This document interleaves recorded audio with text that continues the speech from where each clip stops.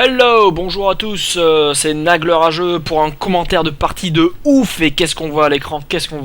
On voit du blob violet, ça va être un Zerg versus Zerg. Et ça va être Empire Violet contre Liquid Red. C'est la deuxième demi-finale des IEM Sao Paulo. Et je pense qu'elle a été jouée avant le PVT que j'ai commenté juste avant. Donc voilà, là les ZVZ ça me botte à mort, je suis super motivé. En plus je viens de boire du thé, le thé Sarox, buvez-en. Ne mettez pas de sucre dedans, ça gâche tout. Hop, j'envoie la sauce. Et c'est parti. Il n'y a pas de 6 pool, c'est déjà quelque chose qu'on peut dire là dès maintenant. On va bientôt voir s'il y a un 7 pool ou pas. Donc voilà le gagnant de cette game. Donc c'est un BO5 bien évidemment, hein, je vais commenter les 5 parties. Je vais peut-être en commenter en mode épileptique, c'est-à-dire que je me mettrai dans la vue soit de Violet soit de Red. On verra bien. Donc cette partie-là je la connais pas, il me semble que je l'ai pas vue. En fait je n'ai vu aucun de ces matchs. Donc ça va être du live complet. Le gagnant se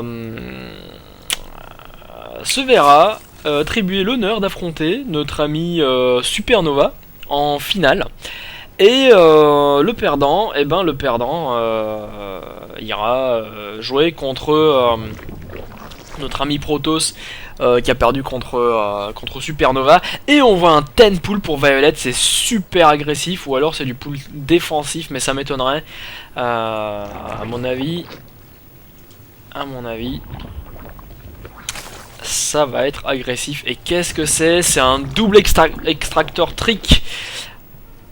Donc voilà, ça permet de monter à 12-10. Alors ça je le fais sur un 10 pool, je fais un simple extractor trick. Je sais pas trop ce que ça a fait gagner ça, parce qu'on perd quand même 24, 25 ou 26 à chaque fois qu'on annule un extracteur. C'est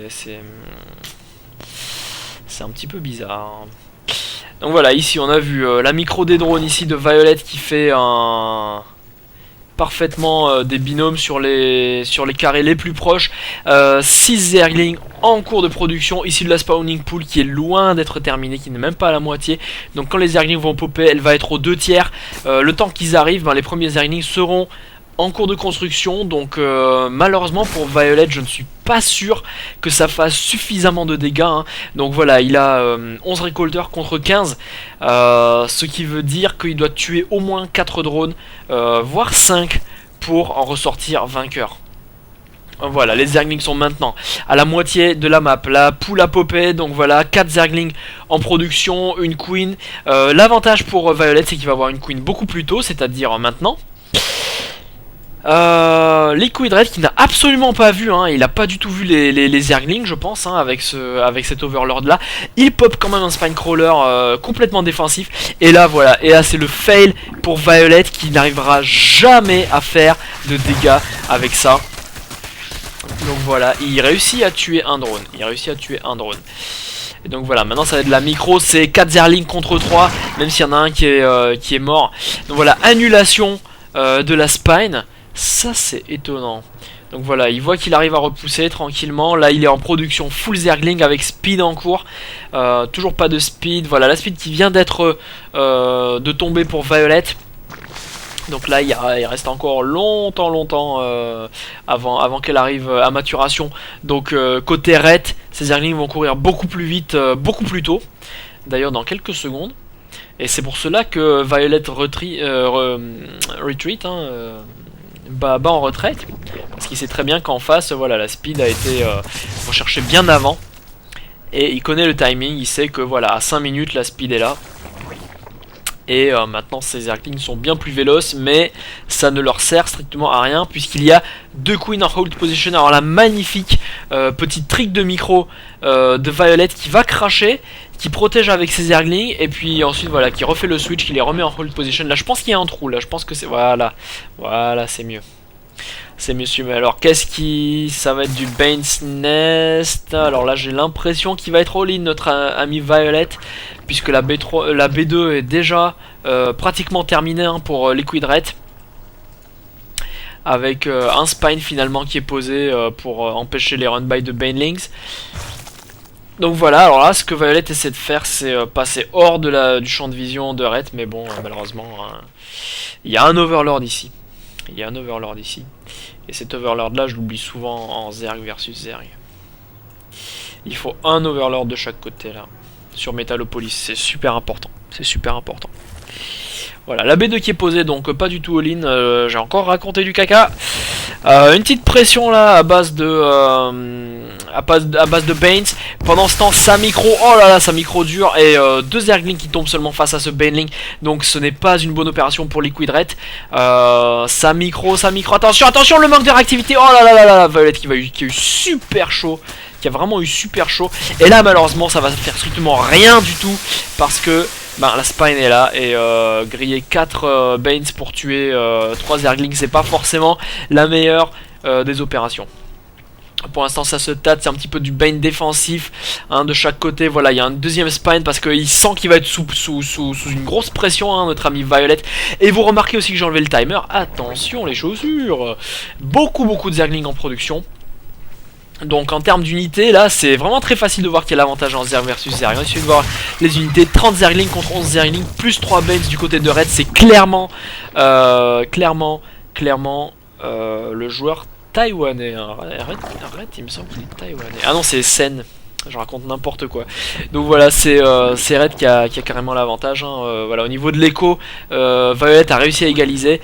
Mais voilà, il y a ces 2 dizaines de Zerglings qui font la différence. Par contre, ce que je vois là, ce que je remarque là, c'est qu'il n'y a qu'une seule queen à côté Red. Ça, c'est étonnant. Ça, c'est vraiment étonnant. Et d'ailleurs, sa macro est absolument parfaite. Il n'a qu'une queen, mais ça lui suffit pour faire du Zergling. C'est assez hallucinant. C'est peut-être parce que voilà, il n'a que finalement, il a que 21 drones. Là, il est monté à 26 récemment. Il se recule, il sent qu'il est en avance. Donc voilà, pas besoin de se presser, de se précipiter. De toute façon, je pense qu'il va faire une petite transition en roach tranquille. Et on verra par la suite. Voilà, le plus 1 d'attaque qui est lancé côté Violet alors que son Roach Warren n'est même pas encore commencé. Ça c'est très intéressant comme move. Et je pense que... Ah là là là là. Ouh, les deux Banes. Alors ça c'est de la pure micro et c'est super chaud de micro dans ces conditions. Avec si peu de Zerglings. D'ailleurs sa macro slip un petit peu là. On voit... Aïe aïe aïe aïe aïe aïe. Le Bane qui tombe et beaucoup d'argent côté Violet. Alors est-ce qu'il fait une espèce d'écho pour les Roach? Je ne sais pas. En tout cas, je pense qu'il sait qu'il est un peu derrière, donc il va essayer de capitaliser sur des upgrades supérieurs. Voilà, une petite attaque ici de Liquid Red. En termes d'écho, voilà, l'avantage que Red a, il l'a transformé en drone supplémentaire, ce qui lui donne voilà, un income supérieur. Bien évidemment. Violet qui pompe beaucoup de gaz. Il est sur 2 gaz là. Ça veut dire qu'il va faire de la roach. Alors c'est pas complètement saturé ici. Je rappelle que des roach sur 2 bases complètement saturées, il faut 3 gaz. C'est la quantité de gaz parfaite pour produire des roach sur 3 bases. Maintenant, alors un petit run by là qui permet à Violet de scouter entièrement la base de son adversaire. Voilà, il sait exactement où en est Red. Il a bien vu que le T2 était en cours. Il a même vu la B3 popper. Donc là, qu'est-ce que c'est? Alors, est-ce que c'est un all-in? Est-ce que c'est un all-in sur 2 bases? Il profite du timing justement de cette B3 et du T2 qui n'est pas du tout lancé côté Violet. Là, j'ai l'impression qu'il est all-in. Il profite des ressources que Red a investi là-dedans et là-dedans pour tenter un overrun tout simplement, c'est-à-dire construire plus de troupes que son adversaire, parce qu'il y a quand même 300 de minerais là-dedans, il y a quand même 150 et 100 là-dedans, voilà. J'ai envie de dire... est-ce que ça va fonctionner? Là c'est vraiment du all-in côté Violet. S'il est repoussé sur cette attaque, il est mort, c'est fini. Mais ça a l'air... Oh là là, les drones qui sortent de la ligne de minerai, ça c'est catastrophique. Et le Bane tout seul qui arrive, le Bane qui est laissé en réserve par Violet.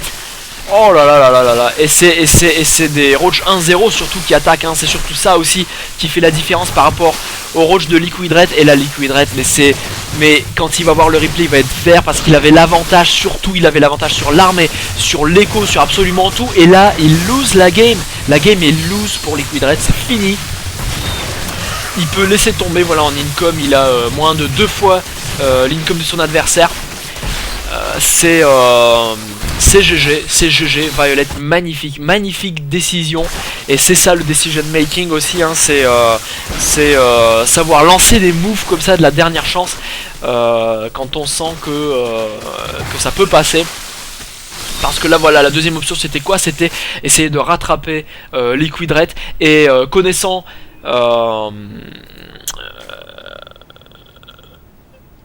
voilà, connaissant Red, hein, qui est un joueur carrément macro, et Violet le sait pertinemment, ils se connaissent bien évidemment, il s'est dit j'ai aucune chance de rattraper Red une fois qu'il a un avantage macro, donc on va timer sur sa B3 en plus du T2 et on va construire une armée supérieure à celle de Liquid Red. Ce qui l'a beaucoup aidé également, c'est bien évidemment les upgrades supérieurs. Voilà, ça l'a... Ça lui a juste pratiquement donné la game, hein, finalement. Et donc voilà, on voit une réactivité exemplaire du côté de Violet qui reste un peu sur ses Zerglings, hein, pour pas qu'il se fasse avoir par un petit pack de Roach qui viendrait les nettoyer. Encore des drones qui tombent, un Bane qui essaie de faire de la défense. Là, des Banelings qui vont être cachés ici pour le coup de grâce. Mais bon, le coup de grâce est strictement inutile. De toute façon, c'est déjà mort pour Liquid Red, hein. On va accélérer la game d'ailleurs. Donc voilà, tiens, alors ça c'est un truc de fou, c'est que Red a réussi à compter les Zerglings. Il s'est dit, il en manque là, c'est bizarre, il doit y en avoir qui sont cachés. Il est venu check et effectivement, hein, il y avait des Zerglings cachés. Donc voilà, là c'est une méga masse de Roach GHG. Donc voilà, c'est le GG de Red. Et la première game est pour Violet. Bien joué, bien joué. Magnifique décision, magnifique all-in. C'est passé, donc voilà, Zerg versus Zerg, que du bon.